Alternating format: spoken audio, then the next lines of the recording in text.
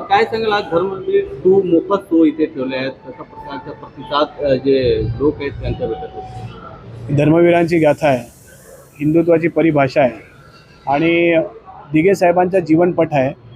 याच्या आधी आपण धर्मवीरमध्ये पाहिलं. धर्मवीर 2मध्ये दिघे साहेबांच्या पावलावर पाऊल ठेवून एकनाथ शिंदे साहेबांनी कशी शिवसेना सांभाळली आहे, कसं कार्यकर्त्यांना सांभाळलं आहे, कसं शिवसैनिकांना मराठी माणसाला सांभाळलं आहे, याची एक गाथा आपल्याला धर्मवीर 2मधून बघायला मिळते. त्याच्या व्यतिरिक्त आपल्याबद्दल जे आरोप होत होते सगळे की हे असं झालं, हे तसं झालं, या सगळ्याचं पूर्ण उत्तर हे धर्मवीर 2मधून लोकांना बघायला मिळतं आहे. आणि त्यातल्या त्यात काही जणांनी आता विचारलं की हे राजकीय दृष्टिकोनातून आता तुम्ही हे केलेलं आहे. माझं स्पष्ट त्यांना बोलणं आहे की धर्मवीरच्या लॉन्चिंगला होते कोण, तेव्हा राजकारण नव्हतं. विनाकारण आज एक चांगला कार्यक्रम लोकांमध्ये हिंदुत्वाबद्दलची जी भूमिका आहे शिवसेनेची, बाळासाहेबांची, दिघे साहेबांची, ही मांडण्याची ही प्रखर भूमिका आणि स्पष्ट भूमिका धर्मवीर 2मधून शिंदेसाहेबांच्या माध्यमातून सर्व कलाकारांनी मांडलेली आहे. त्याबद्दल त्या सगळ्या कलाकारांचे मनस्वी आभार. त्यानंतर आपण म्हणाल आज या विभागामध्ये PVRमध्ये आयकॉनिक शो पाहायला आमच्या स्लममध्ये दिंडोशी विधानसभेमधले लोक त्यांना फार आनंद झाले. त्यांना याच्या आधी कधी असे शोज आयोजित करण्यात आले नव्हते. आज आपण एवढ्या मोठ्या प्रमाणावर 4 शोज आयोजित केले आहेत, 2 मराठी, 2 हिंदी, आणि लोकांपर्यंत धर्मवीरांची गाथा पोहोचवण्याचा आणि हिंदुत्वाचा विषय पोहोचवण्याचा आम्ही प्रयत्न केला.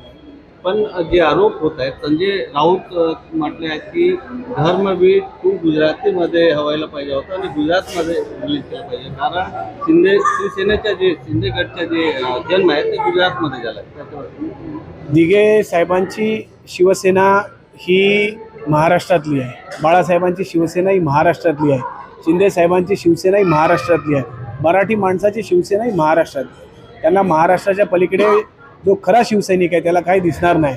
पण ज्यांनी गुलामी पत्करली आहे त्यांना कधीतरी गुजरात दिसेल, कधी दिल्ली दिसेल, कधी पारशी लोक दिसतील.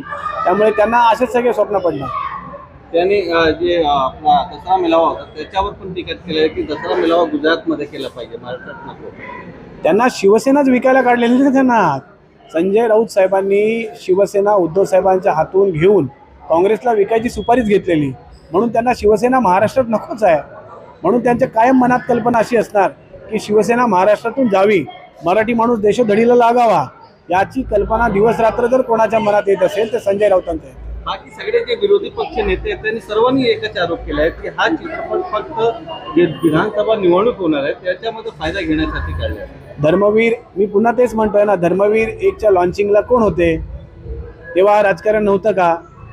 बाळासाहेबांबद्दलचं चित्रीकरण, दिघे साहेबांबद्दलचं चित्रीकरण, हिंदुत्वाची भूमिका, मराठी माणसाच्या प्रती एकनाथ शिंदे साहेबांचं प्रेम, हे जर एखाद्या चित्रपटातून दिसत असेल आणि ते दिसल्यामुळे जर यांना भीती वाटत असेल तर आम्ही काय करू शकत नाही. यांच्यासाठी आम्ही बाळासाहेब ठाकरे आपला दवाखाना उघडला आहे. पोटदुखी झाली तर फुकट औषध.